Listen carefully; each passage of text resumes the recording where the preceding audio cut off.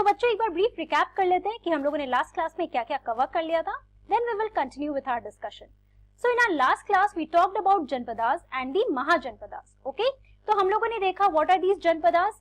So the place where people started setting their foot and settling down there. तो वही सारे lands came to be known as janapadas.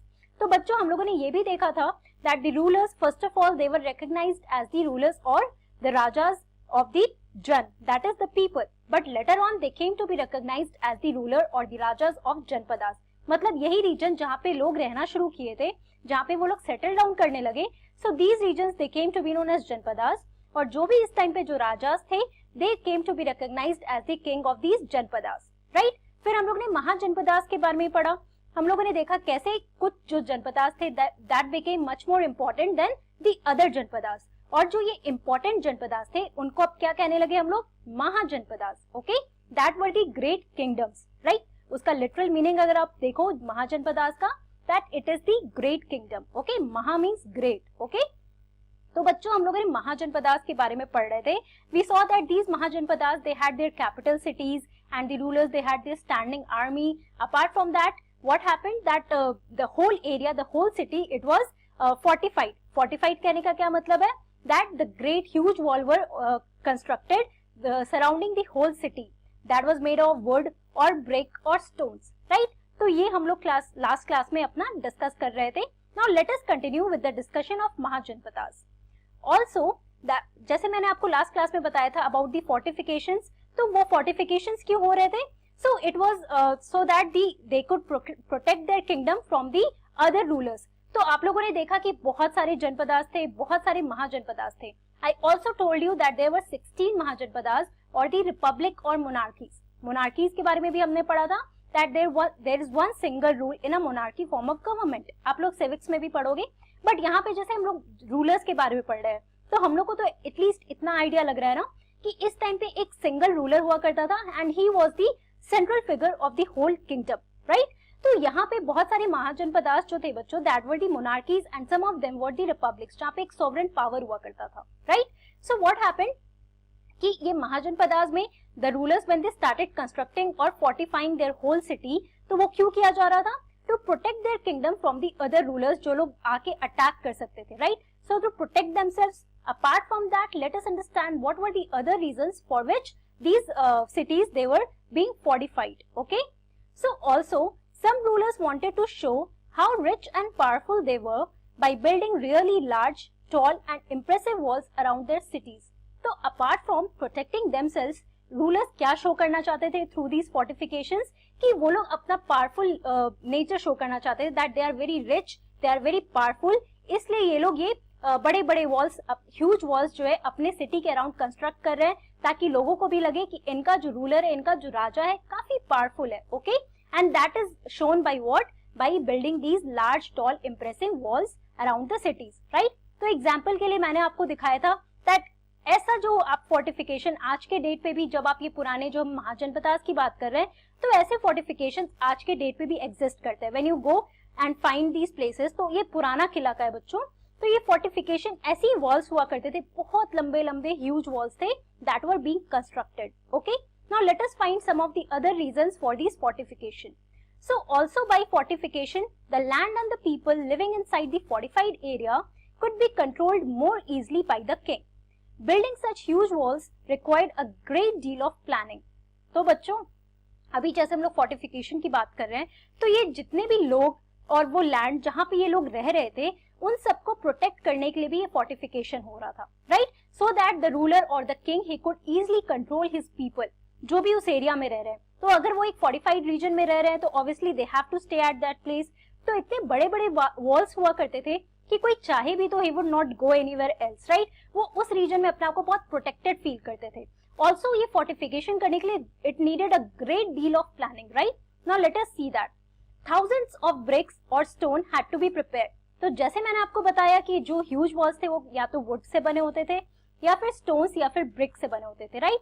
तो बहुत सारी BRICS की जरूरत होगी, राइट? जब आप इतने बड़े बड़े वॉल बना रहे हो, so you need much more bricks. तो इसलिए ये प्लानिंग की जरूरत बहुत होती थी whenever the region had to be fortified. Also this in turn meant enormous labor by thousands of men, women and children. तो ये करेगा कौन? तो ऑब्वियसली जब हम लोग ने सोसाइटी की बात की थी तो there were many labourers who were living in the society, right? So these fortifications, जो भी ये रीजन में जो भी ह्यूज वॉल्स को लगाना होता था, वो कौन करते थे? जो लेबरर्स हुआ करते थे, let it be men, women और the children, right? Also there was the need of resources. Now you can see कि कितना प्लानिंग का जरूरत हुआ करता था when the rulers they decided to fortify the region और the kingdom that they were ruling. Okay, now the new rajas now began maintaining armies. तो बच्चों एक बात बताओ, जब हम लोग वैदिक पीरियड की बात कर रहे थे, जब हमने ऋग वेदा का पढ़ा था, then we saw that the rajas there they did not have any particular army, right? उनका कोई स्टैंडिंग आर्मी नहीं था, प्लस उनका कोई कैपिटल सिटी नहीं था. अब आप डिफरेंस देखो कि जब हम लोग महाजनपदास की बात कर रहे हैं, the rulers they have their own capital city, they have their standing army, they also collected the taxes, right? तो अब आप डिफरेंस देखो कि जो आप वैदिक पीरियड में पढ़ रहे थे वहां के राजास और अभी के राजास के बारे में जब हम पढ़ रहे हैं, तो ये सारे डिफरेंसेस आपको नोट करने होंगे. ओके, तो आप देखना कि पुराने टाइम पे जब अगर हम लोग थोड़ा टाइम पीछे जाते हैं, अगर हम लोग वैदिक पीरियड की बात कर रहे हैं, तो वहां पे उनकी कोई स्टैंडिंग आर्मी नहीं थी, प्लस वो लोग जो कुछ असेंबलीज हुआ करते थे where men they used to go there and discuss the matters of war and peace, right? ये मैंने आपको लास्ट चैप्टर में बताया था. So what happened, but these new rajas they began maintaining their armies, क्योंकि बहुत सारे किंगडम्स इमर्ज होने लगे थे, राइट? ये महाजनपदास जितने थे, तो ऑब्वियसली यहाँ पे जितने किंगडम्स आएंगे सब कोई अपने पावर के लिए लड़ेंगे, है ना? So obviously there has to be battle, it was inevitable. तो that is why these rajas they started maintaining their own army for their own protection. So the soldiers were paid regular salaries and maintained by the king throughout the year. अब ये जो भी soldiers थे, अब ये लोग king के service में है, so they have to be paid, right? So the soldiers they were paid by the king and they were also maintained by the king throughout the year.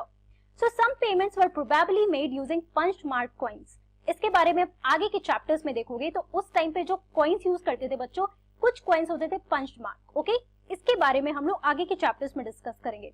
For you here it is important to understand कि payments किस basis पे होता था. So this soldiers they were paid through the using punch mark coins. Okay, तो बच्चों अगर अब हम लोग रूलर की बात कर रहे हैं, हम लोग किंग की बात कर रहे हैं, fortifications, obviously all these things they need resources, plus वो लोग जब आर्मी मेंटेन कर रहे हैं, so they have to maintain this army, they were to be paid. तो ये सारे पैसे कहाँ से आएंगे? तो there was the need for the rulers to collect the taxes. Okay, now let us talk about the taxes and how were these taxes collected during these times. Okay, so as the rulers of the mahajanapadas were building huge forts and maintaining big armies, they needed more resources. So as I told you कि ये लोग बड़े बड़े forts बना रहे थे, ये लोग बड़े बड़ी armies को maintain कर रहे थे. For this they needed resources, for this they needed some money. So obviously सारा पैसा तो इनके पास आएगा नहीं, they had to collect the taxes from the people. वहीं से जो भी taxes है, जो भी इनका money कोई भी form में आएगा, उसी form में ये लोग दूसरों को pay करते थे, right? Those who were paying their service to the king or the ruler. Okay? Also they needed officials to collect these. तो बच्चों टैक्स तो ऐसा नहीं है कि रूलर जाके घर घर पे कलेक्ट करेगा. So they were appointing officials who were collecting these taxes. तो अब आप देख रहे हो कि एडमिनिस्ट्रेशन में कैसे चेंजेस आ रहे हैं. हम लोगों ने अर्ली ह्यूमंस के बारे में पढ़ा, नियोलिथिक एज के बारे में पढ़ा, हड़प्पन सिविलाइजेशन के बारे में पढ़ा, बट वहां पे ऐसा कोई एडमिनिस्ट्रेशन के बारे में हम नहीं पढ़ा था हमने, राइट? तो अब आप देखो कि इस टाइम पे जैसे जैसे एंशिएंट इंडिया में आप आगे बढ़ रहे हो, now you should trace these changes, right? तभी आपको हिस्ट्री पढ़ने में ज्यादा मजा आएगा कि आप देखो कि उस टाइम पे कैसे ये सारी चीजें नहीं थी, लेकिन धीरे धीरे आप एंशिएंट इंडिया में आगे बढ़ते जाओ, देन यू विल अंडरस्टैंड कि कैसे एडमिनिस्ट्रेशन में चेंज हो रहा था, सोसाइटी में कैसे चेंजेस हो रहे थे. एंड ऑल्सो अगर आप वैदिक पीरियड की बात करो तो as such there was no concept of collecting the taxes.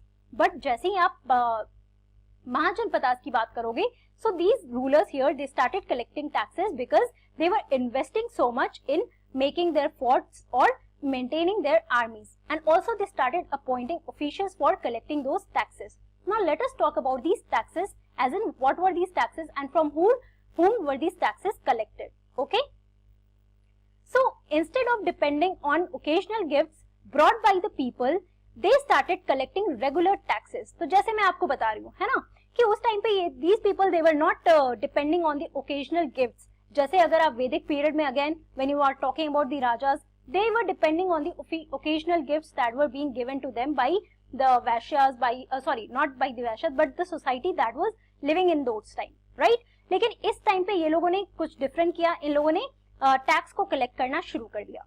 Okay, so first tax here is, so the first tax was on the crops. Okay, तो सबसे इंपॉर्टेंट क्या था? Taxes on crops were the most important, right? This was because most important people were farmers. तो इस time पे जब हम लोग सोसाइटी की बात कर रहे हैं, then we talked about the people who were living here. तो ब्राह्मण्स के बाद जब farmers, they were very important, क्योंकि ये लोग बहुत ज्यादा प्रोडक्शन कर रहे थे एंड खाने पीने के लिए obviously the king, the ruler, they had to, everyone had to depend on the farmers, क्योंकि वो लोग क्रॉप्स प्रोड्यूस कर रहे हैं, राइट? तो उन्हीं लोगों से ये क्रॉप्स लिया करते थे. So the most important tax was the taxes on crops. So usually the tax was fixed at 1/6 of what was produced. तो कहने का क्या मतलब है बच्चों, कितना टैक्स लिया जाता था उस टाइम पे? मान लो कि जितना भी प्रोडक्शन हो रहा है उसका 1/6 जो भी पार्ट होता था वो रूलर कलेक्ट करता था. That was as the part of tax that had to be paid to the king. Okay, and this was known as bhag और अ शेयर. तो ये कौन सा टैक्स था जो क्रॉप्स पे लिया जाता था? इस टैक्स को हम लोग क्या कहते हैं? भाग और a share. Okay, this was the first tax that was collected by the Kings from the farmers and this was on the crops. Okay, और कितना लिया जाता था? 1/6 of what was totally produced by the farmers. Okay, अब दूसरा tax कौन सा था? So there were taxes on the craft persons as well. तो craft persons कौन हुए? जो blacksmith या फिर जो भी क्राफ्ट से रिलेटेड चीजें बनाते थे उस टाइम पे, वो सारे लोग जो थे क्राफ्ट पर्सन थे. ओके, जैसे हमने पॉट्स के बारे में एग्जाम्पल में देखा. So who were these people who were making these pots? तो obviously they were the craft person. तो इन craft person से भी artisans जो हुआ करते थे, इनसे टैक्स लिया जाता था. Okay, now these could have been in the form of labor also. तो अगर आप craft persons की बात करो तो इनसे टैक्स लिया जाता था in the form of labor, right? For example, a weaver or a smith may have had to work for a day every month for the king. तो बच्चों ऐसा होता था कि एक तो अलग से टैक्स लेते थे, but these taxes were also in the form of labour. How? Example के लिए जैसे हमने देखा कि मान लो कोई एक वीवर है या कोई एक स्मिथ है, दैट ब्लैक स्मिथ जो लोग गोल्ड और ये सब से डील करते हैं, right? So these people they had to work for a day every month for the king. तो ये लेबर के फॉर्म में भी इन लोगों को टैक्स पे करना होता था, right? So this was the way in which the taxes were also collected by the rulers. Okay, now apart from that let us see what were the other taxes. So herders were also expected to pay taxes in the form of animals and animal produce. जो herders जो herding करते थे, domestication करते थे, so they also had to pay the tax in the form of animals or the animal produce that was done. Also there were taxes on goods that were bought and sold through trade. तो बच्चों उस time पे trading भी बहुत ज्यादा हो रहा था trading. So all the taxes were there on the goods that were sold or that were bought. Okay, तो जो भी खरीदारी की जा रही थी या कुछ भी जो भी चीजें goods that were being sold, तो इन सब चीजों पे भी टैक्स लगाया जा रहा था. Okay, apart from that hunter and gatherers also had to provide forest produce to the raja. तो उस टाइम पे बच्चों हंटर गैदरर्स भी रह रहे थे. Now these people they were living in the forest. क्यों? क्योंकि ये लोग हंटिंग और गैदरिंग करके ही अपना सर्वाइवल कर रहे थे, है ना? तो उनका वो मेन स्पॉट कौन सा होगा? Obviously the forest where they can hunt animals easily and also they can collect the fruits, the edible fruits that they can eat, right? जैसे हम लोग ने hunter gatherers के बारे में अपने पुराने chapters में पढ़ा. So these people, the hunter gatherers also had to pay taxes in the terms of forest produce, right? जो भी फॉरेस्ट में इंपॉर्टेंट चीजें हुआ करती थी, वो लोग कंज्यूम करते थे, वो सारी चीजें टैक्स के फॉर्म में इनको रूलर को देना पड़ता था. So these were some of the other taxes that were being collected by the ruler. Okay, तो बच्चों आज की क्लास में हम लोगों ने क्या पढ़ा? We talked about the mahajanapadas. तो हम लोगों ने महाजनपदास के बारे में आगे बढ़ा कि फोर्टिफिकेशंस क्यों किया जा रहा था and why was it important. It was important for the ruler to show their powerful nature और to show that they are very rich. उसके अलावा to protect their kingdom, to protect their people and to easily control their people, right? इसके लिए उनको बहुत ज्यादा resources की भी जरूरत थी, बहुत ज्यादा लेबर, बहुत ज्यादा ब्रिक्स की भी जरूरत थी. And also they started maintaining their army plus constructing this huge forts for which they needed taxes, right? So they started for which they needed resources and for that they started collecting the taxes. और हम लोगों ने सारे taxes के बारे में पढ़ा, what were these taxes and how were they collected. Okay? तो बच्चों अगली क्लास में हम लोग पढ़ने वाले more about the taxes. We will talk about the changes in agriculture and apart from that we are going to talk about Magad and Waji. That was the important Mahajanpada at that time. Okay? So that's all for today. Thank you very much. Have a nice day.